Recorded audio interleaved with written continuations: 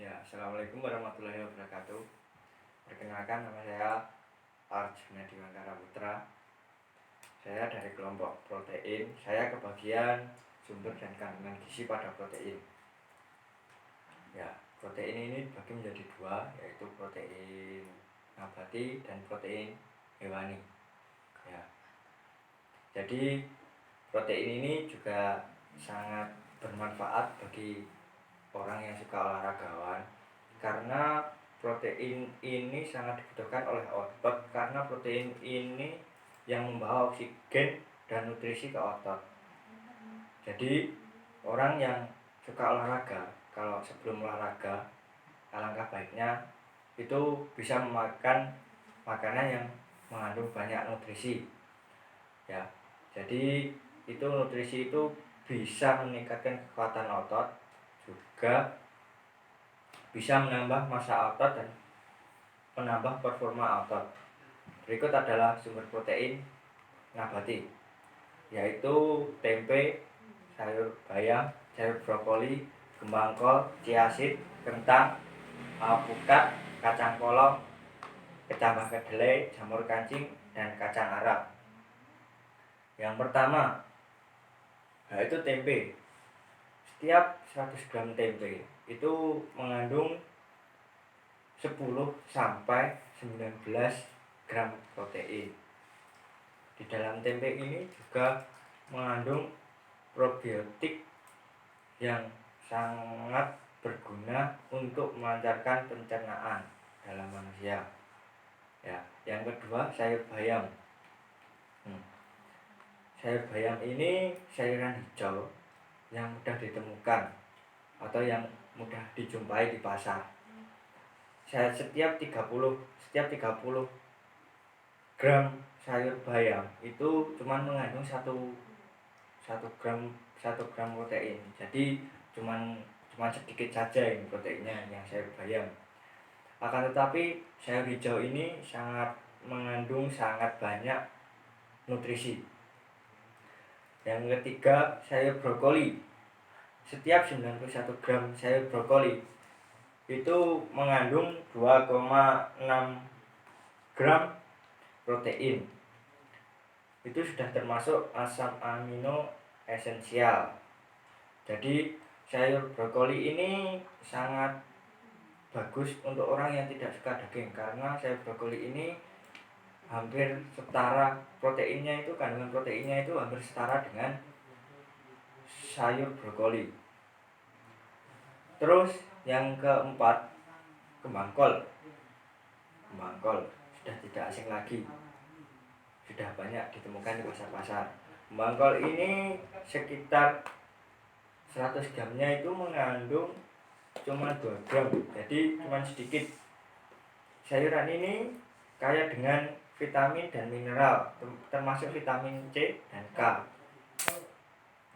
Terus yang kelima, chia seed. Chia seed ini masih agak asing, karena chia seed ini baru booming. Chia seed ini bentuknya seperti biji-bijian, hampir sama seperti kedelai. Ini chia seed ini 28 gramnya chia seed ini mengandung 4 gram protein. Jadi hampir setara dengan 2 sendok makan. Jadi sangat banyak sih kalau chia seed ini, walaupun bentuk biji-bijian. Terus yang keenam, kentang. Kentang ini sudah tidak asing di Indonesia. Dan kentang ini yang berukuran sedang itu mengandung hampir 4,55 gram protein. Itu yang dibakar. Jadi tidak direbus, tetapi dibakar. Terus yang ketujuh, alpukat. Ini buah-buahan, sudah masuk buah-buahan. Nah, berarti yang buah-buahan, yaitu alpukat. Alpukat ini ya mempunyai cukup banyak protein, yaitu mengandung 4,092 gram protein. Jadi ini cukup bagus untuk camilan atau hidangan waktu panas-panas ya. Terus yang ke 8, kacang polong. Ini kacang polong ini biasanya kalau di rumah itu cuma dijadikan sebagai makanan pendamping. Tetapi 100 gramnya kacang polong ini juga mengandung banyak protein sebetulnya, yaitu sebesar 5,4 gram protein. Jadi ya sudah lumayan banyak lah tiap 100 gramnya itu. Terus yang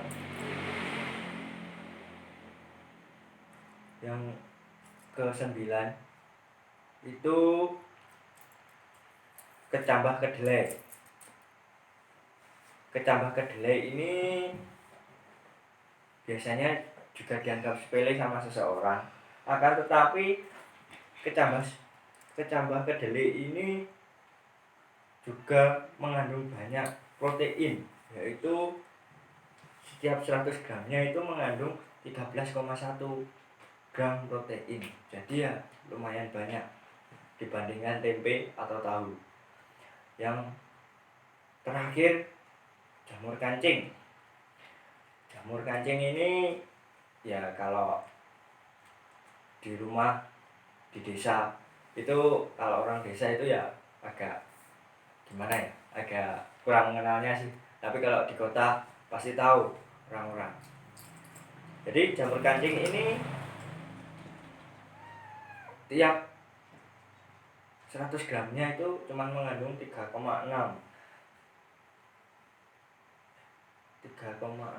gram protein. Jadi ya lumayan lah dibandingkan sayur bayam dan sayur kol tadi. Terus yang selanjutnya yaitu masih ketinggalan satu, yaitu kacang Arab. Kacang Arab ini setiap 100 gramnya itu mengandung 3 gram protein. Ini 3 gram protein ini juga sudah termasuk di dalamnya ada zat besi dan fosfor. Terus selanjutnya sumber protein hewani.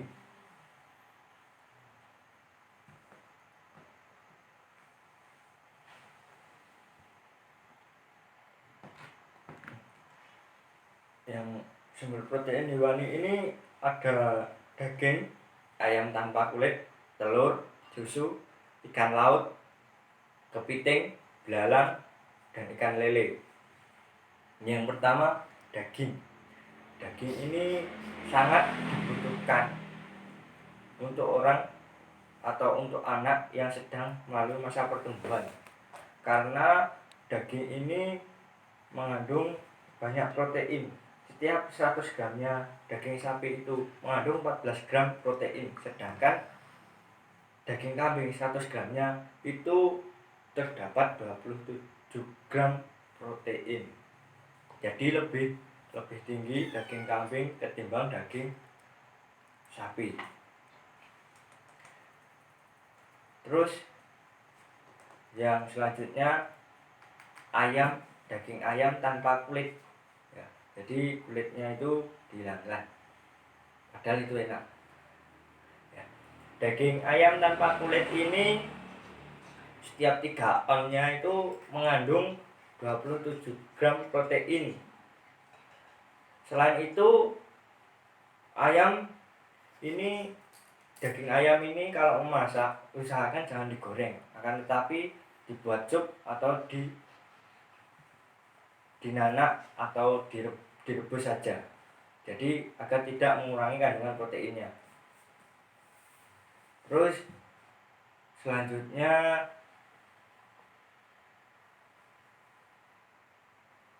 telur.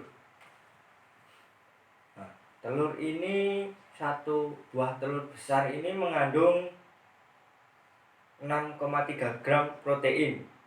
Jadi di dalam telur itu ada putih telur serta kuning telur. Yang terkandung pada putih telur itu cuman